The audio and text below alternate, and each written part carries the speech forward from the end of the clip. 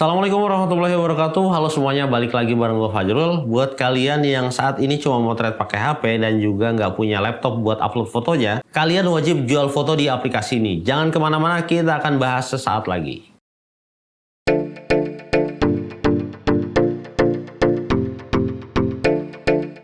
Video kali ini kita akan kenalan dengan website atau aplikasi tempat kalian bisa menjual foto dan juga video di internet. Namanya adalah Voav, sebuah aplikasi yang berbasis Android dan juga iOS yang bisa kalian gunakan untuk jualan foto dan video di internet.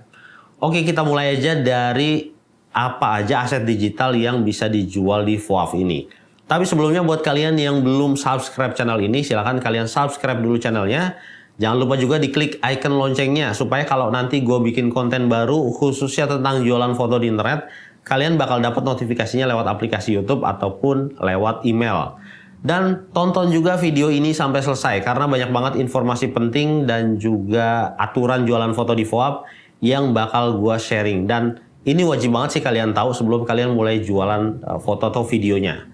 Oke, kita lanjut. Saat ini di Voav kalian cuma bisa jual foto dan juga video aja. Ini lagi-lagi menurut gue sih sayang banget ya. Padahal kalau kita bisa juga jual misalnya audio klip atau musik atau juga desain vektor, ini lebih oke lagi sih. Karena desain vektor di Shutterstock dan juga di iStock itu lumayan rame menurut gue marketnya. Dan secara harga juga lebih mahal sedikit dari foto. Ya semoga kedepannya kita juga bisa jualan desain vektor di Voav ini ya. Desain vektor dan juga musik. Kemudian untuk persyaratan foto yang bisa dijual di Voav ini, ukuran minimal fotonya adalah 1280 x 960. Tapi amannya ukuran foto yang kalian upload itu minimalnya adalah 2048 x 1536. Biar nantinya bisa juga dijual di Getty Image, di mirroring. Ini emang agak unik dan beda ya dengan microstock agensi pada umumnya. Kalau yang tempat lain kan dia minimalnya misal 4 MP atau 3 MP, tapi kalau di Voav dia lebih spesifik di dimensi foto 1280-960 atau 2048 x 1536. Oh ya, sekali lagi gue ingetin ini minimal resolusi fotonya. Kalau kamera kalian bisa memproduksi menghasilkan foto dengan resolusi yang lebih tinggi, ya kalian maksimalkan aja pakai yang image quality yang paling tinggi, yang paling gede. Terus sama halnya di IM dan juga di 2020.com, di Voav juga ada yang namanya mission atau dia semacam kontes foto. Jadi Voav sebagai platform atau kadang juga didukung sama brand gitu ya, membuat tema foto tertentu di halaman mission mereka. Nah kemudian kalian bisa submit fotonya dan kalau menang kalian bisa dapat uang sekitar 30 sampai 500 US dollar. Pemenangnya kadang satu, kadang bisa lebih. Jadi kesempatan menangnya lebih gede.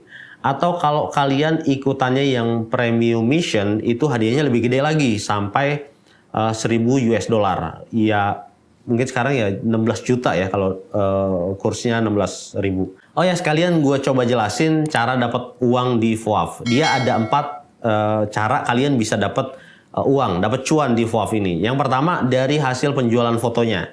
Di Voav royalty rate-nya adalah 50%. Terus harga reguler sebuah foto di Voav itu 10 US dollar. Jadi kalian bakal dapat uang 5 US dollar tiap penjualan fotonya. Kedua dan ketiga kalian bisa ikut mission seperti yang gue jelasin di sebelumnya, bisa mission yang biasa atau mission yang premium yang hadiahnya lebih gede, lebih besar. Dan yang terakhir yang keempat, kalian akan mendapatkan uang dari semacam program afiliasi. Ya mereka sih nggak nyebut ini program afiliasi ya, tapi biar gampang gue sebut aja afiliasi karena menurut gue ini cara kerjanya mirip-mirip. Jadi kalian bisa menambahkan foto orang lain ke album foto kalian di Voav. Terus kalau ada buyer, baik dia individu maupun perusahaan yang beli foto orang tersebut, maka kalian bakal dapat komisi sebesar 0,25 US dollar. Lumayan sih menurut gua. Jadi kayak kalian nih bantuin orang lain buat jualan foto mereka di album foto kalian. Terus untuk status kontributor atau status foto yang dijual di Voav adalah non-eksklusif foto, jadi foto yang sama bisa juga kalian jual di website atau di aplikasi lain, di microstock agensi lain. Termasuk boleh juga kalian posting di sosmed. Tapi ada beberapa hal yang perlu kalian perhatikan. Yang pertama, kalau fotonya ikut di missionnya di Voav, tunggu sampai missionnya berakhir dulu. Baru bisa kalian jual atau di-upload ke website atau aplikasi lain. Yang kedua, kalian harus baca deskripsi tiap missionnya. Kalau dia eksklusif mission, maka fotonya nggak boleh dijual atau diupload ke website atau aplikasi lain. Ini kalau fotonya menang ya, kalau enggak ya nggak apa-apa. Kemudian untuk metode pembayaran di FOAF ini, saat ini kalian cuma bisa pakai PayPal. Jadi tidak ada opsi lain untuk menerima pembayaran dari FOAF.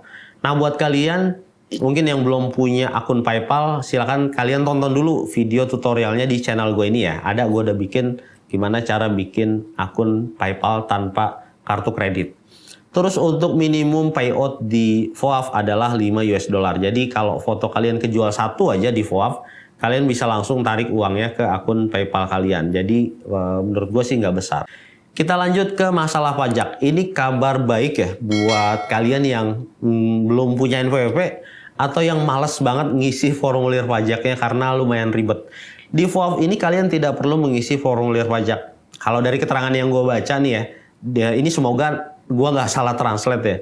Nilai pajaknya itu udah dipotong per transaksi. Jadi tiap pembelian foto oleh buyer, kan 50% bagiannya itu bakal diambil FOAF. Yang 50% kalian dapat, FOAF ambil 50%.